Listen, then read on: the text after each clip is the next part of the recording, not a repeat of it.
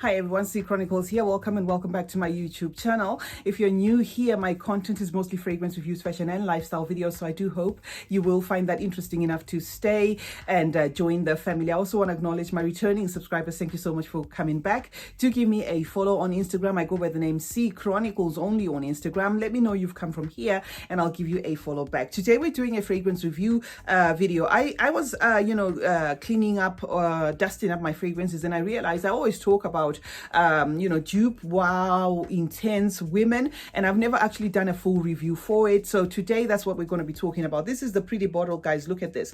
It looks like a like an alcohol bottle, like a bottle of, I don't know, whatever, rum or something. So yeah, and then this is the top. For those who want to see, this is the top. It doesn't have like an like a closed up thing here, which makes it interesting. I'm gonna spray it on my arm and then tell you my thoughts.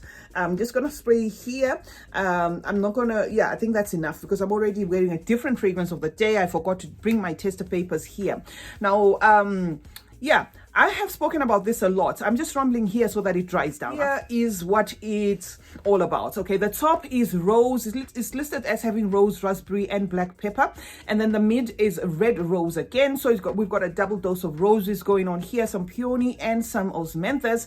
And then the base is patchouli and white musk. So what I get in the opening just by spraying this fragrance is a floral, fruity, spicy, woodsy, almost sweet top. That is the opening. The opening is going to be quite sweet. And also that bright pink pepper, pierces through immediately. You can feel that pink pepper mixing with that juicy, jammy raspberry, and that and it's all this is carrying the rose because there's a double dose of rose here. So the rose you start to feel immediately.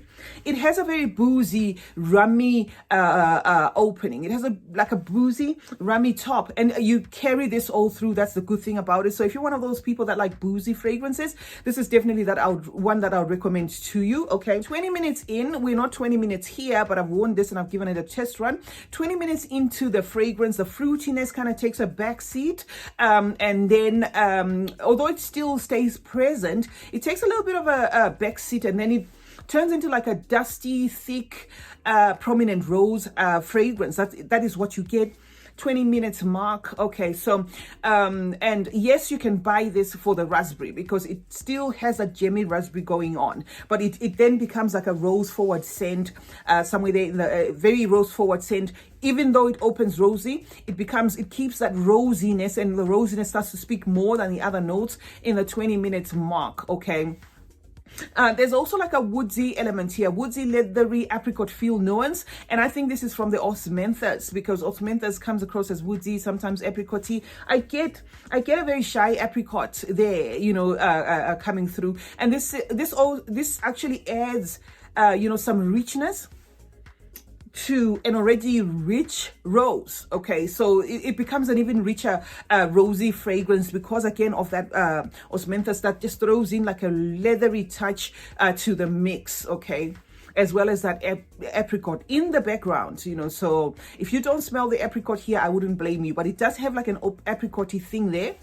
It also does have like a, I don't know, it's dusty, but I also get like a creaminess as well. Just a slight creaminess. It's not like tonic or anything, but I get like a creaminess nature to it, in as much as it has that dusty, almost smoky, boozy rose. Overall, it's an okay fragrance. It is borderline almost synthetic, just barely, almost synthetic. I think the florals here cling on, for dear life and save this from becoming a synthetic fragrance, but it's somewhere there. It just almost gets to a synthetic, fragrance. I think maybe because of the raspberry, or maybe there was just too much of that raspberry going on there. So it will be obviously the mix of that aromaticness that maybe saves it from becoming too synthetic, as well as those flowers, because there is that osmanthus, the peony, the double red roses you get there. Okay, it is quite intense in nature, although it is not too projecting. I don't get a lot of, it it doesn't have a massive sillage, but it is beastly in nature. So if you're one of those people that are always hunting for beastly fragrances, this is going to be one of them. I also get a fragrance that is mostly that performs it's very bright in cold weather, although you can wear this in hot weather. I've worn mine in hot weather most of the time. It is a well blended fragrance, although the DNA is not unique because it's been done a couple of times. It does have traces or something that reminds me of Gucci Guilty Absolute Parfum. So if you have Parfum for women, that is, if you have had your nose on that fragrance, this is probably not gonna wow you, although there is some differences there.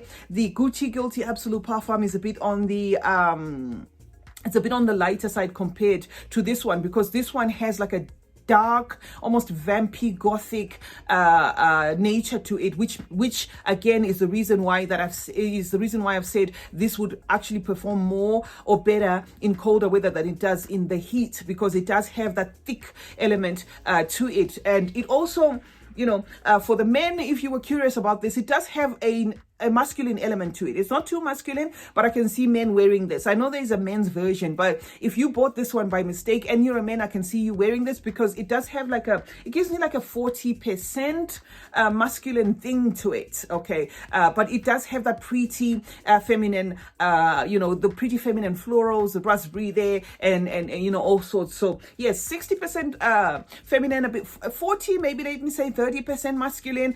So this is definitely one that would definitely fall under the unisex category. But if you look at the bottle, just the bottle, it does say that is for women. So I'm just saying, in case you buy this for your wife or something, or you want to try it out, it is a fragrance that I feel can be worn for men, by men as well. So basically that's what I had for you guys. I had Wow Joop Intense for women. I have featured this in a lot of fragrance videos, and I just while I was testing my fragrances, remembered I hadn't done a review for this one. So for those that are curious about this, you can give it a try. I think it's a 2019 or 2020 composition or something like that.